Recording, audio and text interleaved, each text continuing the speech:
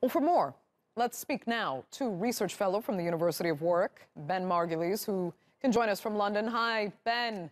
First of all, let me ask, Hi. were you surprised at all to see Sergey Lavrov meet with Kim Jong Un? And what do you think it says about Russia's actual part and its actual interest in the peace process here? It's a bit difficult to decipher. Russia has always, back, of course, obviously, to Soviet times, had an interest in the Korean Peninsula.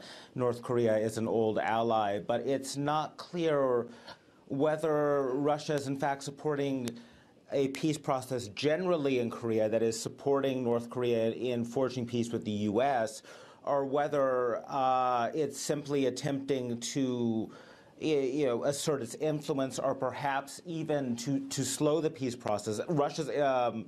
Russia's relations with the United States, even despite Trump's attempts at rapprochement, have been frosty for several years.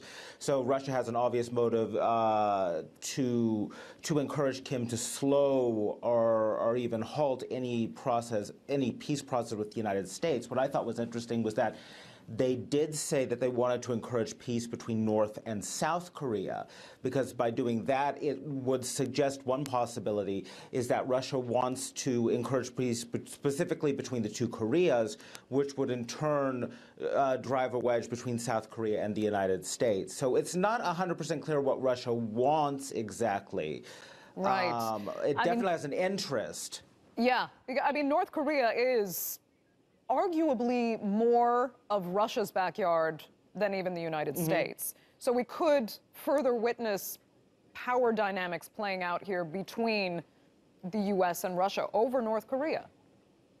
Yes, one of the constants in Russian foreign policy since the fall of the Soviet Union has been this concern about what they call the near abroad, about the countries that were formerly part of the Soviet Union or which had joined the Soviet Union. So Russia maintains a really deep concern, a rather defensive concern, about areas that are on or near its frontiers. And there is a very small Russian-North Korean border. So I think one thing we can definitely say for sure is that Russia is signaling that it is a player that must be consulted, that will be involved in whatever happens in the Korean Peninsula. Yeah. What its long-term plans are harder to decipher at this point. Right. I heard another analyst say that there are such massive business interests here for Russia that that's actually more of what we're seeing play out here. But what is your instinct telling you, knowing the dynamics in the region? What do you think will play out here? Regarding I hesitate to say, to make any predictions in the long term regarding, say, the summit. I think there's a lot of will on all sides for that summit to go forward, regardless of kind of the verbal aggression between North Korea and the United States.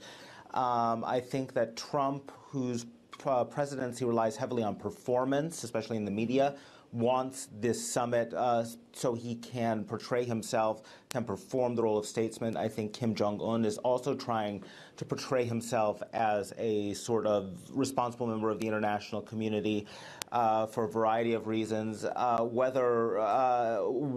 think both sides, or at the very least, elements on both sides are willing to consider peace. So I think the talks will continue for some time.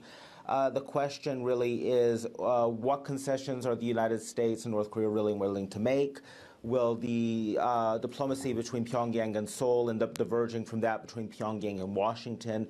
And what role will China and Russia take? Will they attempt to block peace because that threatens more U.S. involvement?